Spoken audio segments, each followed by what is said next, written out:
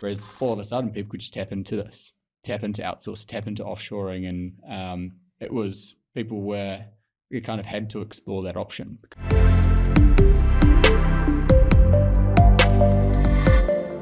G'day everyone and welcome to Swiveling on Tech. I'm Simon Schifferle, your host for this exciting journey into the heart of the tech and software industry. You'll get a 360-degree view of the tech and software world while we dive deep into the minds of founders, executives, CTOs, and other industry leaders. Each episode will explore the latest trends, groundbreaking innovations, and the story behind the success of these tech leaders. Whether you're a seasoned professional, an aspiring entrepreneur, or just a curious mind, there's something here for everyone. So buckle up and get ready to swivel through the fantastic world of tech. Today, I am chatting with Dmitry Lukin. Got it right. Dmitry Lukin, co-founder and CGO of the Swivel Group and also SwivelTalk. So hello, Dmitry, how are you? G'day, Simon. How are you? Yeah, good. You've been enjoying the midweek hump at the moment on a Wednesday? Yeah. I actually, now that I think about it, I'm glad to be here. Yeah, we made it. Lovely. And just so everyone knows, this is our first podcast that we're doing across Swivel. So very exciting to have you on as our first guest. What a dangerous combination. if I can't add. Yeah, no, lovely. Well, look, we might as well jump straight into it and start asking Dmitry a few questions. So look, first off, we'd love to know some information about yourself. So if you can tell me, a little bit about, yourself and also what your perfect Saturday would look like as well to start off. Okay. All right. Well, look, I'm Dmitry Lukin. I'm 35. I'm a reasonably new family man. I've got a son that's 2, and I've got another kid on the way shortly as well. Lived in Australia for almost 10 years. I was brought up in New Zealand, and I was born in Russia as well. So I think the only way I find the best way to explain it is just a unique blend as well. But I've had a relatively uncommon journey through to tech and the software industry. Originally, I actually started my career in the Defence Force over in New Zealand. Very cool. So I did 8 years in the Defence Force straight out of school, and then through that process actually met a couple of people that said, hey, you should look into recruitment. Very good form right there. Yeah. So for some reason I listened, and I ended up finishing up with the Defence Force and moving across to Melbourne, and fell into recruitment like a lot of people do, and did some time at Robert Walters, and then went across to a startup called Method Recruitment, and worked with the guys there, and did some pretty cool stuff, and watched that business grow, and managed to headhunt a guy called Chanel Disanaka, who I placed into a role, and through that process and wining and dining and client drinks and all that sort of thing, built a bit of a relationship, hired a few people in his team, and through that process, he actually mentioned to me one day that he was thinking about setting something up in the outsourcing, offshoring space, particular to the Sri Lankan market.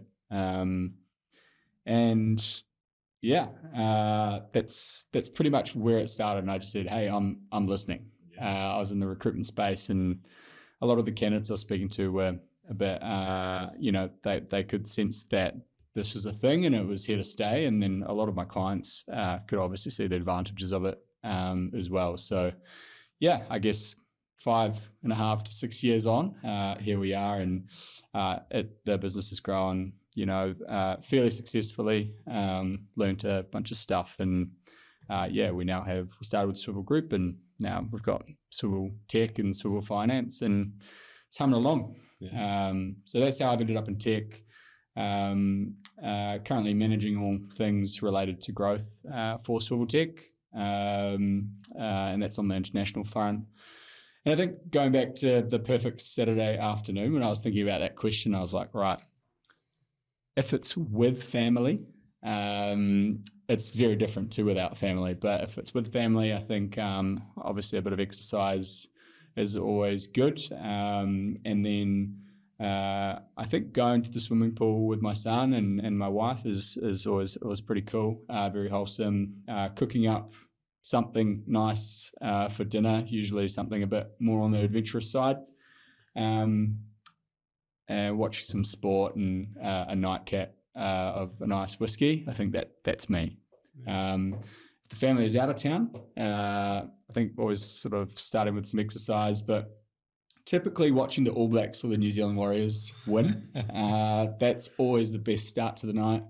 And then meeting with some of the boys or some of my mates at the local pub and catching up over a couple of beers and playing some pool or some table tennis. That is lovely. That is the best situation for me. Lovely. I did hear some things about you sitting in a recliner chair in the backyard as well, admiring the house, having a beer and listening to some drum and bass as well. Is that correct?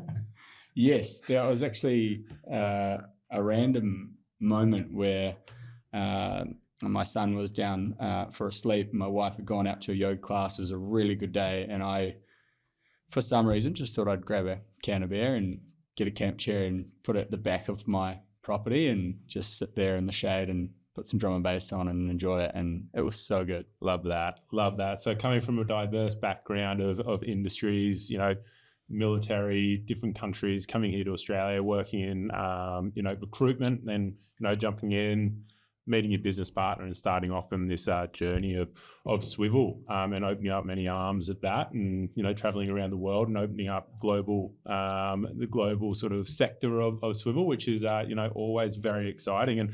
And look, I guess from there, I'd like to sort of touch on your leadership philosophy and how that sort of works for you. So I guess in terms of leadership principles, what sort of guides you to your decision-making processes across the business, I guess, relating to that leadership piece and what does that sort of look like for you?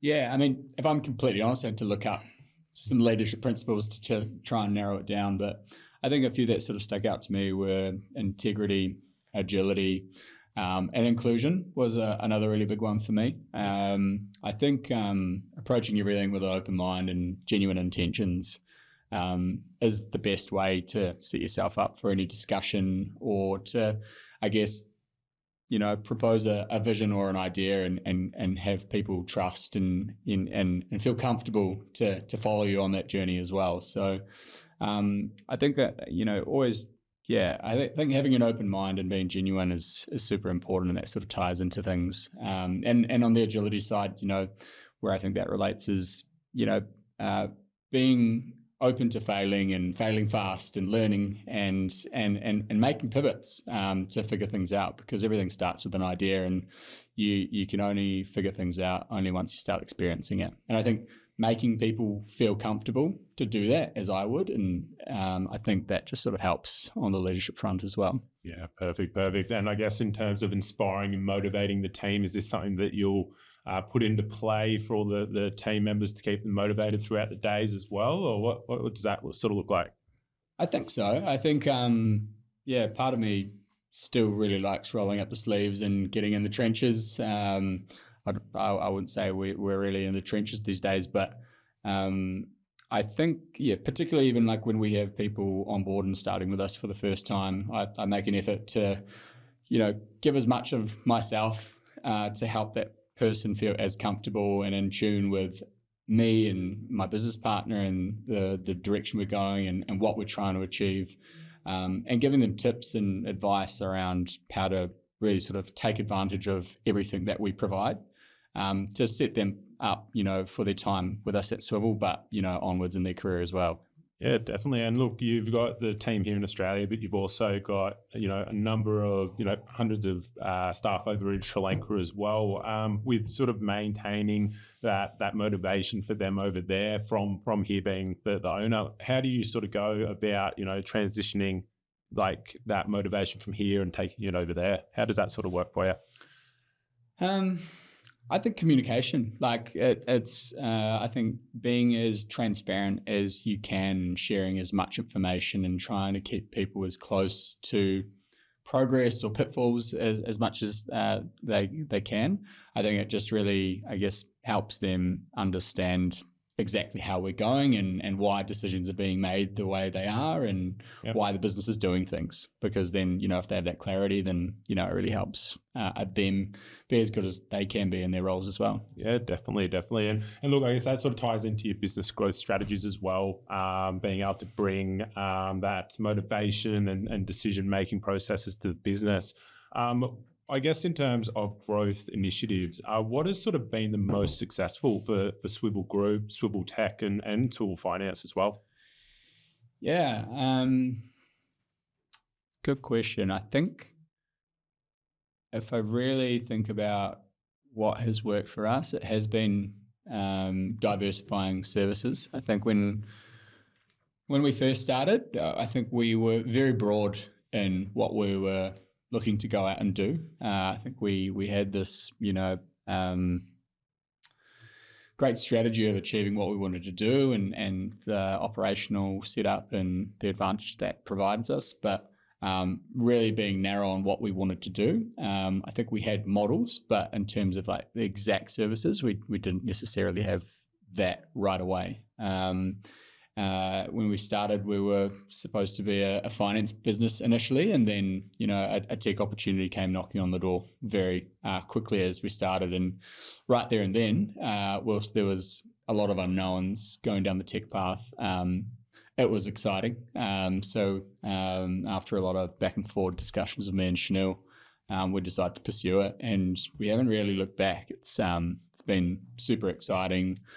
Diving into the world of software, managing people from the software industry, recruiting people from the software industry, and having the process to enable us to scale and provide services. It's a never-ending beast to get right, but it's definitely motivating and very motivating to get right and deliver some good stuff for our clients as well. So I've really enjoyed that part of it. Yeah, definitely. And I guess bringing it in from that broad range that you guys started with and bring it in more sort of tailored to what you guys know the market is sort of going, where the need is. I guess that's brought some balance and innovation with, I guess, managing stability across the business as well. Yeah, totally. So, we had an original model that was, your sort of dedicated resourcing or managed service resourcing. That's what we gravitated towards first and figured out and did really well. And then off the back of that, there were just requirements that were coming more on the project side, and people wanted to build products and ideate and get new projects or ideas off the ground. So we went down that path and explored it, and it's constantly evolving for us. But we're very glad we went down that path. And at the same time, whilst we prioritize tech right at the start of things, we also came back to finance probably over the last 12 to 18 months, and that has got a bit of steam up now as well, and that's going pretty good as well. It's quite nice having not just full reliance on one business or one revenue stream. Everyone knows what's happening in the tech industry. It's not, it's more of a roller coaster than a smooth ride at the moment. I think maybe it has always been there, but during my time, we've had COVID, we've had a couple of rounds of COVID, we've had some political unrest over in Sri Lanka, we've had fuel crises and recessions and all sorts of stuff just happening on a global and then just on a Sri Lankan scale. So whilst tech, has slow and steadily been growing, finance has come at a really good time and that's growing and doing quite well. So it's good to have the diversity. Yeah, definitely. And you did mention COVID there. So the Swivel group itself sort of started just before COVID came in, or was it sort of you decided to ramp it up as COVID first dropped? What was that sort of looking like? Yeah, COVID was definitely not on the radar. I think late 2018 is when sort of the idea came together and we decided, right, let's have a crack and lean into things. And Feb 2019 is when we launched the ABN number, and we were official. We stayed in our roles up until I think August, September 2019. By then we had got a couple of clients, but we were working in our day jobs, and it just got to a point where we're like, right, this is happening. We just have to go all in. So we jumped out, and at that point we had some pretty decent growth, and things were going pretty well. And I just remember coming back from Christmas and settling into the year, and then COVID just happened. I think it was like a Tuesday or a Thursday where just everything just fell flat. And couple of months on, we lost probably 80% of our pipeline and a lot of our contracts and that sort of thing. And it was quite dire there for a little bit. But then all of a sudden, everyone became remote capable. And a lot of people went from thinking that just having a local operation or local delivery model was their, I guess, unique value proposition, and it was their advantage. Whereas all of a sudden people could just tap into this, tap into outsource, tap into offshoring. And we kind of had to explore that option because of all the commercial things that were happening in the world and the pressure that was happening economically. So, I mean, it was probably the best thing that could have happened to our business. Whilst it was incredibly stressful and there were so many unknowns, I think, we have to thank COVID a little bit for helping us get to where we have in the short space of time we've been going. Yeah, definitely. And I guess, would this be one of the most complex business challenges that you've faced? And I guess during this time, or the next complexity of a big issue that you faced, the resilience that you were able to build, what would that sort of look like? Yeah, it's a hard one, right? Because this is the first business that I've ever been a part of. So like the norm for me is, right, like we literally just got set up. We proved the model, got a couple of customers, and then we got hit in the face with this massive global crisis that everyone was figuring out at the same time. So ever since then, I think it's given us some good perspective on problems as they arise. And yeah, I think that was probably the biggest one. I think there was one particular situation where there was some political unrest, and the value of the Sri Lankan rupee had plummeted due to inflation, and basically it got to a point where the country couldn't purchase enough diesel to support the country, and they didn't have the reserves to support it either. And all of a sudden that had an impact, and like really quickly just stuck up, and all of a sudden people couldn't commute. People had to go through power cuts over there in Sri Lanka. There were people, didn't have access to basic needs like food and to cook, and I guess be able to have get to sort of medical and healthcare and all that sort of thing, and right through to schooling. So I remember that snuck up once again. It was like a Tuesday or a Thursday, and I remember our VP of engineering and head of growth at the time over there gave us a call and sort of just said, "Hey, there's a bit of a problem here. We're just sort of assessing it," and it was okay. And then progressively over the day, like in our communication with them, it kind of just kept, I guess, escalating to a point where by the evening we're like, shit, we need to do something about this, because one of our offices couldn't be relied on in terms of the power generation for that, and we didn't have a generator for it. We basically, I think by about 1 or 2 a.m. the following day, we had organized another office. We had organized a new generator for one of the offices. We organized a plan to sort of maintain business as usual.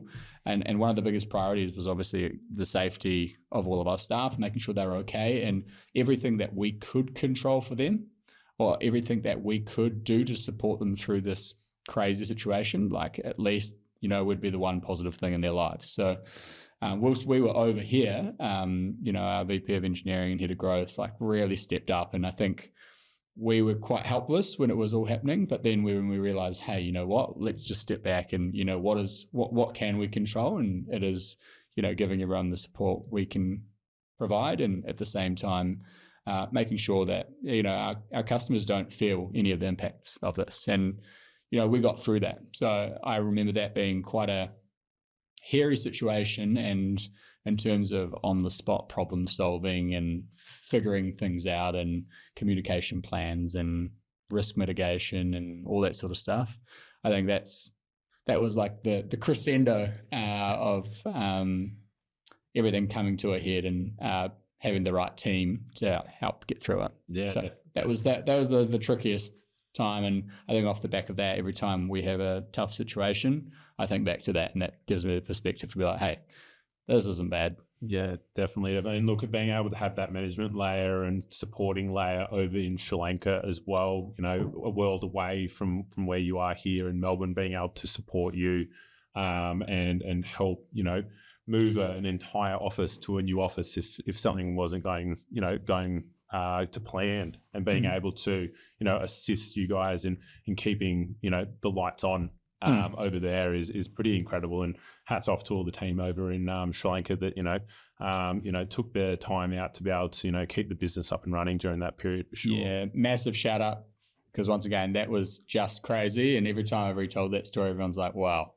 that's pretty out there. But yeah, everyone stepped up and just recognized the situation for what it was, and nobody was disgruntled. And yeah, I think we did the best that we could.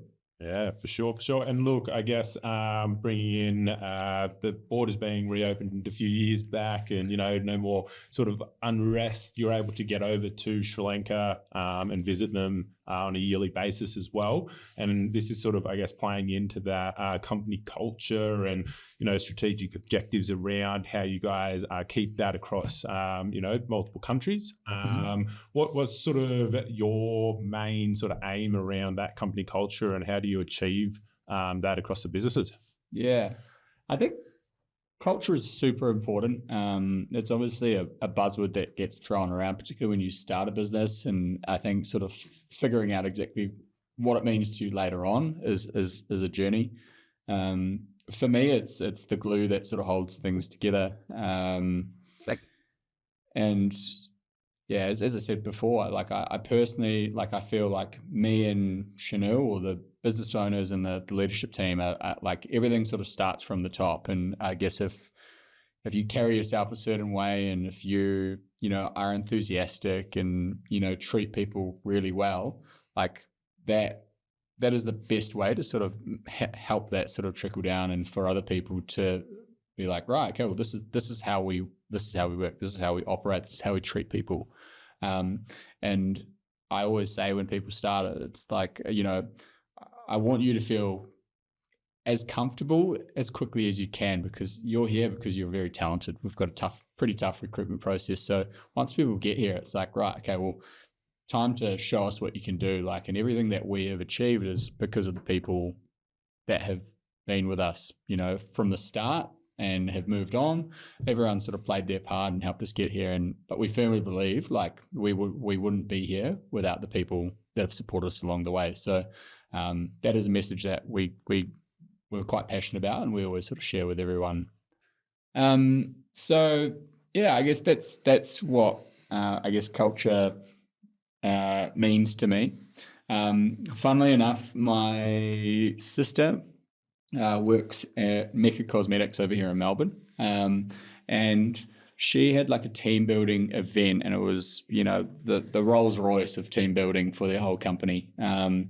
And they had a guest speaker in, which was Richie McCaw.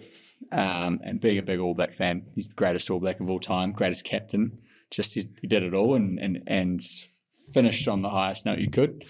He came in, and he actually came to talk to a cosmetics company about culture.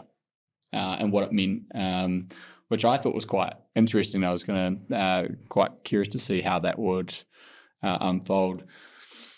But one thing that really resonated with me from that was he said, in terms of the All Blacks and how culture was perceived for them. Obviously, everyone knows about some of the stories about, the most senior people cleaning up the sheds, leading by example and that sort of thing. But there was something in particular was, culture for them, or like a good outcome or measure of culture, was what people do when no one is looking, which I think is super cool. I really like it, because that's actually, take all the buzzwords out and take all the process and communication. It's just like, right, okay, do people understand and believe, have they drunk the Kool-Aid to a certain degree, where they're doing things with, genuine and good intentions, and, every little thing that is done, it is done to help us reach the goal. Yeah. So that really stood out to me. And, that, like, even when we have, the occasional cultural issue, I kind of think back to that example as well. I'm just like, right, well, no one's looking. Is it something that we've done as a leadership team that hasn't helped people think like that? Yeah. Yeah, definitely. And look, that it's always interesting to see, someone from a big sporting background whose, life is in the TV and, everyone's eyes. But there's that behind the scenes thing that, you're like, oh, they actually got another, there's another persona about who they are and what they do and what they contribute to the businesses or the club or the playing team that they're with. So no, that's very cool for him to come in and chat as well. Yeah, totally. And I think as well, I mean, sporting and even the military is I think leadership and culture amongst those organizations is quite polarizing, because like their job is literally to go, like for military, they're going out and they're training and practicing for high pressure, dangerous situations. Like everything that they do has to help them when push comes to shove to deliver. Yeah. And that might be a long duration, or it could just be a moment. And same in sport, for rugby, 80 minutes, and everything is to lead up to perform in that time. Yeah, so yeah. I think some of their examples are really good, particularly in the business side of things. And that's something that I relate to quite a bit, because, business is in a lot of cases a little bit slower. Yeah. But if you include these kinds of principles, like you're only going to be better for it. Yeah, definitely. And look, with Sri Lanka as well being, other side of the world, I got that chance to go over there and visit the team while I was on holidays in Sri Lanka over at the offices there, and just what they were able to provide. When I went over there, just ask them all the different questions about how did they get here, what they're doing today to improve what their skills are, what did they learn. It was really awesome that they sort of just like included me in on those their backgrounds and their knowledge. So I was actually really good to experience that firsthand from the team over there for sure. Look, I guess in terms of your personal growth and everything like that as well, you're coming from a military recruitment background as well, going into owning a business. You obviously got some inspiration from somewhere. So look, I guess is that from books, other podcasts apart from this one, or mentors, or people that influenced your journey? Who would you sort of and where would you sort of point that out at? Yeah, like I think the best way to summarize it is I've met certain people along the way that have just changed the trajectory of my life, and it's just meeting the right person that sees something in me or believes in me, or like has given a really honest and easy recommendation of what I should try or do next, or even sort of believed in me to take a leap. I think it happened right back through school, right through to, the military, like there was always someone that kind of took a chance on me. And I think that was kind of the most motivating thing that sort of helped me take a leap of faith. And I always kind of knew what the worst possible outcome was, and it didn't really scare me. So that's probably helped me the most, if I'm completely honest. Some of the books that have made the biggest impact on me, or one in particular, was Atomic Habits by James Clear. Chanel got me onto that. I'm traditionally not a really big reader, but audiobooks just have been a game changer for me. And I think even after going through the Atomic Habits book, and sort of evaluating my day and this is the person that I am currently, and these are the habits that lead me to being this person, and then looking at my daily habits or routine and then thinking, if this is the person that I want to be, where am I going to fit in these other habits or activities that are going to help me be that person? And something from that book that I actually figured out was, I spend this much time commuting every day. I had to think, how do I make that most valuable for me as well? So that's where I introduced audiobooks. And, there's always just an audiobook that I'm just working through at any one time. And my time in the car is time for learning, which is pretty cool. So that book made a big difference for me. There's a podcast, obviously Joe Rogan, I love that. That's more on just like the personal side. It scratches that curious itch that I have just on the randomest things. I'm a big fan of UFC and boxing, but then also he gets just these really cool guests on. And from my perspective, I feel like he always comes at it from quite a neutral perspective, or neutral angle, and he's just super curious. And he asks questions like just a Joe average person would, from these super impressive people. And I love hearing information in that format. There's another one called Jocko Podcast. So Jocko Willenick, he's like a ex-Navy SEAL who literally just did and achieved everything during his time. And then from there, he's actually gone out and started up his own business coaching consultancy. And he brings Navy SEAL training, situations, discipline, process and thinking into sort of big business and corporates and that sort of thing. And he does a lot of consulting and business coaching. He's actually got a couple of awesome podcasts where he just meets with people and corporates tell him their problems and he just hits them with ruthless accountability. And I love it. I learned a lot about that. And, there was one episode in particular where he's talking about ruthless accountability, and people would always complain or talk about sort of these problems and all this sort of thing. And rather than just, trying to figure out the source of truth or who started it or where the problem occurred from, he was just like, the leader in the room would literally just say, you know what? I'm going to take accountability for this. I don't care where it started. We're not here to fire someone or hang someone out to dry or anything like that. It's just like, let's just see it as it is. I'm happy to take, because I'm a business owner. This is my business. At the end of the day, that falls under me. But what are we going to do about it? Let's get out of this and let's move forward. And that's been really good for me as a new and evolving it into the business, into Swivel now from listening to those. Totally, as a new and evolving business owner. There's been so many situations where there could be a miscommunication or a communication breakdown with a client or internally for whatever reason.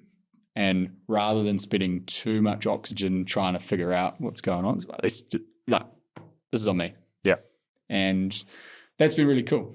So that's just, I guess, a slight insight into what's influenced my approach or leadership style. Yeah, definitely. And look, you are part of a tech business here in the world of tech and software. There are a lot of emerging things that are coming out. What are you most excited about? What have you been spending most of your time looking at? Yeah. I think I'm in a constant state of competitor analysis. I'm always just, like I'm really interested in what people are doing and why. Purely just for my learning, like I'm always figuring out, right, okay, have we made the right move? Are we doing it the most efficient way? Okay, cool, right, okay, they are doing that looks super sharp. Maybe we can incorporate something like that.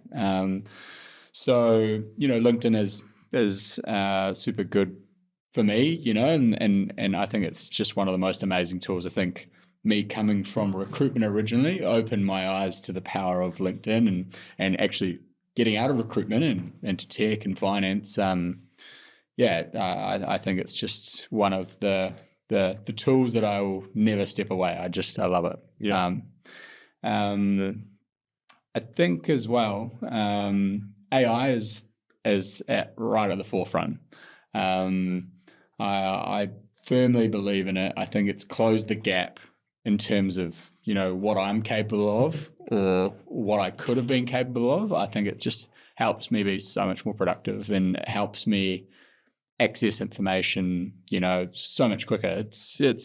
I think what I do believe is, if it's for content purposes or research purposes or anything like that, what I get out of the likes of ChatGPT or Gemini or any of these kind of types of AI solutions, it helps me come up with a strategy or figure things out, and then I will always amend it or change it. So it helps me sort of put the structure or framework towards a problem or to figure things out, and it helps me move faster. Whereas I'd have to read books or I'd have to book meetings and figure things out myself. Whereas that's just something that's always there with me. So it's changed my life significantly. And I think for me personally, if that's had that effect on me, I think it can have that effect on everyone else. And their job, and everyone's got so many different use cases for it. It's just right, okay, do you embrace or resist? But yeah, I'm very much I've embraced and leaned in, and I just, even if it's a small improvement in someone's day or it helps them make a annoying or hard problem to solve, makes it easy for them, like it's just a no-brainer. Yeah, exactly. And look, embracing AI is probably something that everyone has to sort of start to look at. It is now being incorporated in every part of our life. I know it's a really big conversation that's out there, and I'm sure people are, sick of hearing about it. But the thing is, it's going to be like oxygen to us at the end of the day, and I'm embracing it. So yes, I work with you on a daily basis, and you well and truly embraced it. I love it. It's good. It makes my day easy. Now, look, final question as well, for anyone that's out there starting to look at maybe starting a business of their own. What's a couple of words of advice that you would give to that aspiring entrepreneur? There's a couple of things actually, but something that I notice quite often is I have friends or mutual friends or people that I bump into that hear about what I'm up to and what my journey's been like, and they, always, feel like it's a good opportunity to stress test their idea or what they're thinking about, that sort of thing. I do think one of the biggest hurdle the biggest hurdle to get past is to believe in yourself, to take the risk. And a lot of people fall flat. There's a lot of analysis that equals to paralysis, and then it becomes too hard basket, or they overthink things. But at the end of the day, you have to just back yourself and go. Yeah. There's nothing revolutionary about me, and I'm definitely not the most intelligent human, in terms of some of the other people that I work with and deal with and that sort of thing. But at the end of the day, you just have to back yourself and go, and fail fast and not take it personally. You'll figure it out. And if you've got good people around you, if you've got a good network, they will lean on them, ask for help, and they'll support you through it. Yeah. So take the plunge. And I think one last thing is, I genuinely leaned on my network and when we first started, and I do think it helped us get to where we are, and we probably couldn't have done it without them. Yeah. So a big shout out to all those people. You know who you are. But now, sort of being further down my journey, I think it's super important to give back as well, because there's so many people that are trying, failing, successful at any one time. Like, you just, as a business owner, you just get thrown so many spanners, almost to a point where you don't actually know when to celebrate the wins, because something else is going to come that you have predicted or expected. So people that are in smaller businesses or earlier on in their journey, like, take the time to help them, because what isn't difficult for you to share, it could be just some drive-by advice that you just give without thinking, but that could actually just change so much for that person that's going through a hard time or trying to unpack or figure things out. So that's all I would do, and that's something that I'm really embracing. And every time someone comes and asks me or wants some advice, like, I give as much free advice and support as I can, because like, regardless of anything commercial to do with it, like, it's quite rewarding to see someone be successful. Yeah, no, that's amazing, and that is some great advice to be giving out to those young or old entrepreneurs out there that are looking to start a business. Feel free to rewind that slightly to hear that again. I think that was some very great advice. Well, look, that ends today's podcast. I hope you all enjoyed, learning about Dimitri's experiences coming into owning a business, and where he sort of came from. His, learnings, what the world sort of in business looks like for him. So, Dimitri, thank you very much for jumping on. And absolute pleasure. Yeah, thanks, mate. And we'll definitely have you on again at some point, I think, down the track, to sort of see how everything's going. Also, the rugby's on tonight. New South Wales will go over Queensland, I reckon. If it's anything like that last game, Jesus. I know, it'll be good. But look, guys, until next time, keep swiveling through the tech landscape and stay curious, keep innovating. And look, we'll be getting another episode of this podcast going soon. Look, thank you very much. This is Swiveling on Tech, and thank you very much. Oh, thanks, Simon. Thank you. Bye-bye.